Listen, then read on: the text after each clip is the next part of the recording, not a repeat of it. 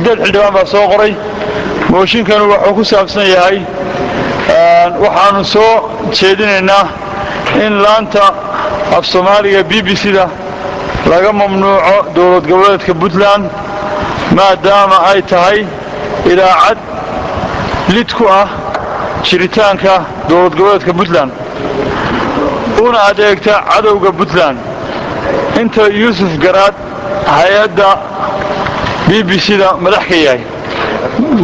Soomaaliya mooshinka waxaa soo qoray aadan xaji xuseen xasan afdaal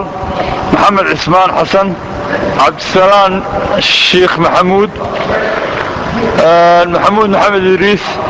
إبراهيم علمي محمد يوسف فارح محمود محمد فارح شامع حسن كارشة سداد حلوان يا موشيك سو دياريي موشيك سو شرعيوه وحلمنا حيركي موشيك لها وهاينو هلا لبي لواتن كراعده haddii laba ilaatan ku raacdo wuxuu gelayaa qodob laga hadlo oo doodiisa furanto buu noqonayaa kabacdi dooda kabacdi cod baa xigaya in sida mooshiku soo baxay ay u socoto oo go'aan noqoto iyo in ay noqoto in laga daqaado sida hore ay iska haato علي هاتم waxaan galeena yaa ku raacsan mooshinkaas inuu ahaado sida uu qoran yahay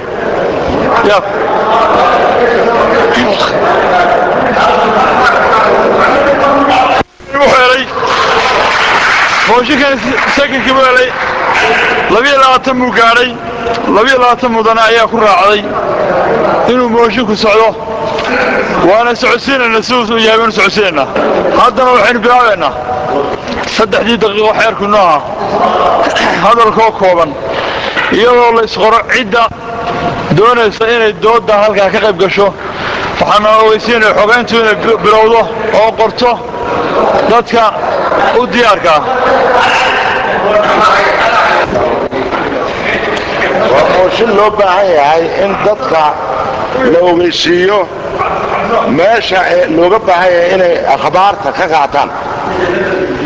taas waxay door ka ciyaaraysaa khaladka BBC-da laga fuliyo in dadkeena dhagaha looga xiro innagu marka maadaama aynan warbaahinteena localka FM-keedu oo BBC-da naftigiisa soo daaya hadda horta step-ka ugu horeeya waxa waaye FM-ka raadiyaasha localka ay soo daayaan waxweeye waa inaanu mowqif ka qaadano sababtoo innaga ayaa u soo dayna dadkeennii inay si fudud u dhegaystaan baasha kow tan kale aan ku daray waxa waaye BBC haddii la dhahayo waa la dacweynayaa BBC meel lagu dacweyn karaa jira waddanka maraykanka ingiriisku British Broadcasting Corporation waa shirkad waxa lagu dacweyn karaa baarlamaanka anuu marka waxaan soo jeedinayaa baarlamaanka inuu warqad u qoro Downing Street 10 baarlamaanka ingiriiska una sheego dhibaatooyinka qabaa'ilka Soomaaliya ka dhaxwado Somali BBC Broadcasting Program anuu marka fikradda technicalka ayaan ku darsanayaa addressing-kaduna waa inuu noqdo baarlamaanka ingiriiska iyo prime ministerkood haddii aad cadaawadii jinniid ahaado oo soo marray nagu wadaan oo noo adeegsateen niman Soomaaliya niman waliina lama yahay naga qabta nimankan qabaa'ilka qoortiisu wada geliyay anaan magaratay anigu intaasaan ku darsanayaa waana fikrad fiican loona baahan yahay in la muujiyo waxa dadkana lagu hayo innaga naftigeena runta isu sheeg marka innaga naftigeena marka runta isu sheegayno local raadiyaasha private-ka I don't know interest-ka ay ku qabaan inay FM ka sii daayaan muxuu ahaa raadiyaashooda iyada naftigeena waa la baaro leeyahay maxaa interest-ka inuu yahay waa loo yeero leeyahay maxaa u sii daysaa maanta horta caalamku maanta internetku khabaar ka qaata all raadiyaasha caalamka BBC-da caalamiga internetka wax khabaar oo dhan kala bixi karta marka dadkeennii tan kale inaynu ku lifaaqno waxa dawladdu ay qabtay inay dadkii raadiyo waddanka oo dhan laga dhegaysto u samayso boqol jeer baanu sheegnay way qabtay wayna ka farito waana daliil innagoo aan leenahay marna waa difaac marna daliisheena wayna sheeg assalaamu calaykum waraxmatullahi anigu horta waxaan shakin garanayaa saaxiibkay wax kale oo aad maaragtay laakiin saaxiibaday waxaan u sheegayaa waxa maanta adduunka wax la isku gaarsiiyaa oo wax la isugu sheegaa waa waxaad adarkaysaan radio transitor television journal baa maanta adduunyadu laakiin kulligood adduunyadu satellite kulligood maanta waxay kala baxdaan waxaa lagala baxaa internetka lagala baxaa waxaad ogsoontihiin BBC-da sidoo saaxiibkay u yiri waa shirkad ka tirsan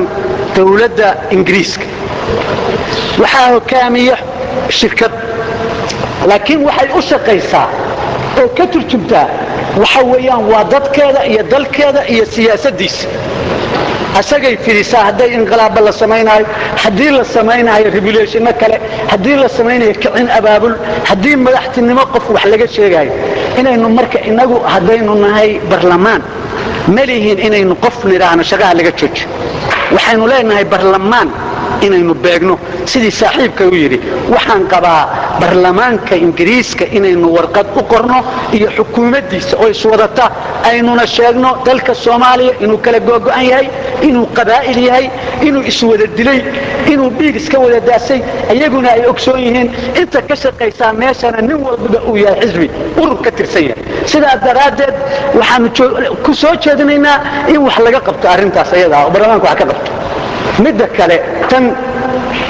control baynu kulana barlamaanku control buu kulay laakiin yaa control kale waxa control kale wasaaradda information ayaa leh inay raadiyaasha controlso oo wararka ka baxayo aan dadka danta u ahayn ay joojiso ayada leh raadiyo iyaga xukuumadda leh raadiyo dadka wax lagu maqashiisay ilaa dadka dhagiisa waa la qabsaday teer daraad maqlayay dadka dhagiisa waxa lagu qabsaday war inagu haddaynan journal lahayn oo raadiyo lahayn minister lahayn oo raadiyaasha yararka oo wiilasha kaliya gacanta ay ku haystaan yararka oo mid walba aftinta la geeyo la yiri hadal la yiri aynu dhageysano dadka wixii raga loo sheegay dawladda hal lagu khasbo inay samayso raadiyo iyo journal lacagna ku bixiso meel ka xun bay lacagta ku bixisaa waa maasanti hadalka intiisa badan xildhibaanada iga horeeyay ayaa sheegay arrintaas waa arrin sida looga hadlay ay ku caddahay hase ahaatee anigu waxaan canaan kulul u soo jeedinayaa wasaaradda warfaafinta gaar ahaan wasiirka warfaafinta oo gabay hawlihiisii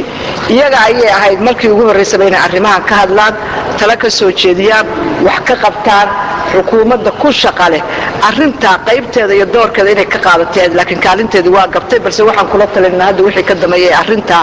ay tix raacaan barlamaankuna waxaan ka codsanaynaa inuu baaqiisa ku daro dhaliishaas iyo waxa uu ka qabo bilaanta BBC oo mar walba lid ku ah midnimada Soomaaliyeed dowladda federaalka iyo maamul goboleedka Puntland salaan caam u jeedinayaa shacbi weynaha dawlad goboleedka Puntland meel uu joogaba dalka kuwa ku sugan iyo kuwa dibadda ku sugan labadaba waxaan u bayaaminayaa halkan golaha hortiisa saaka inay taalo dood ku saabsan cadawga koowaad ee dawlad goboleedka Puntland iyo dawladda federaalka Soomaaliyeed iyo midnimada Soomaaliyeed cadawgaasi waxa weeye tifatiraha laanta BBC-da ee Yuusuf Garaad ninkaas oo caadaystay inaan Soomaaliya isu iman gacmaha isa saarin calankii buluug ahaana uusan dib u baban waxaan halkan markaa ugu soo bandhigayaa cid kasta oo danaynaysa midnimo Soomaaliyeed qaran Soomaaliyeed walaalo Soomaaliyeed halka qura ee la isaga imaan ilaahay inay tahay laanta af Soomaaliga ee BBC-da taa waxaan uga gudbayaa oo dib ugu soo noqonayaa reer Puntland waxaa si gaar ah boogugu ah caadaystay had iyo jeer inuu xumo maahay uusan wanaag ka sheegin waa madaxa ama tafatiraha laanta BBC-da oo ah Yuusuf Garaad anigu ku noqon maayo waxbuu guursaday xaq buu leeyahay qof islaam hadduu yahay inuu qof islaam guursado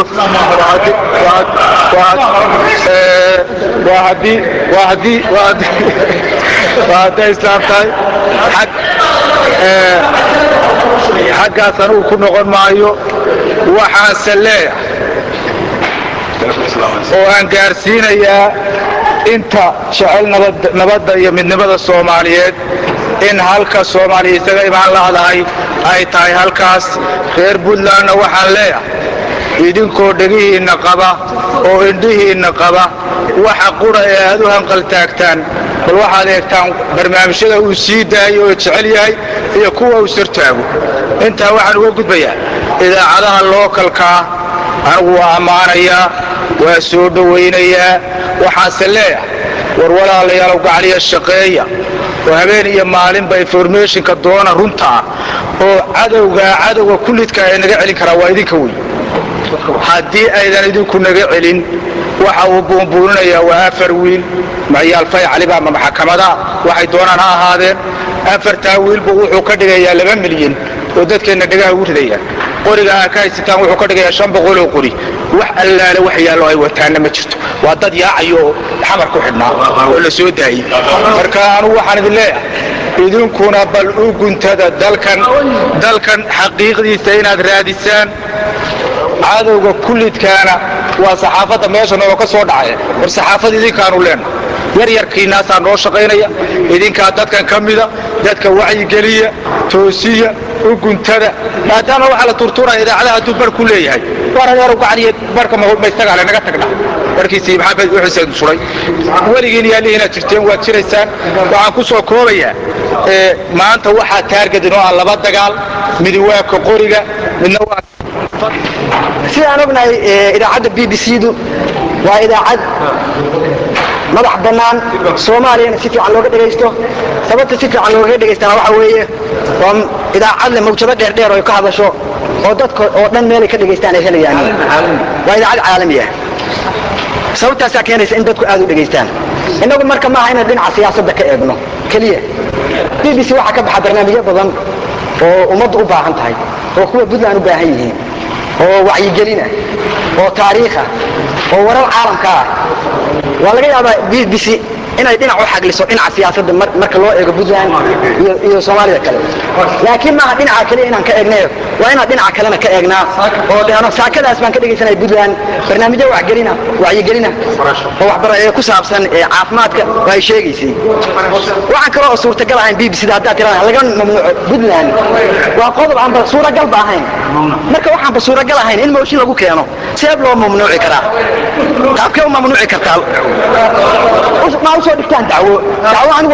waa taageersan in la dacweeyo oo qaabka loo dacweyn lahaa weliba qaab nidaamsan ma maro. laakiin waxa weeye ciwaankiisi ma wato moshinku. waxaana adigu isagaan ciwaankiisa lahayn gacanta la isaga taago iyo laab la kac maaha. hal la joojiyo waa tiraan Puntland laga mamnuuco. sama mamnuucaysan idaacaddu waxa weeye nin walba raadiyiisu haystaa weelkastaa laga dhegaysanaya. hadda dacwo bedelaysaan. hadda dacwo bedel dacwadu waa inu kula jiraan anigu. asalaamu calaykum.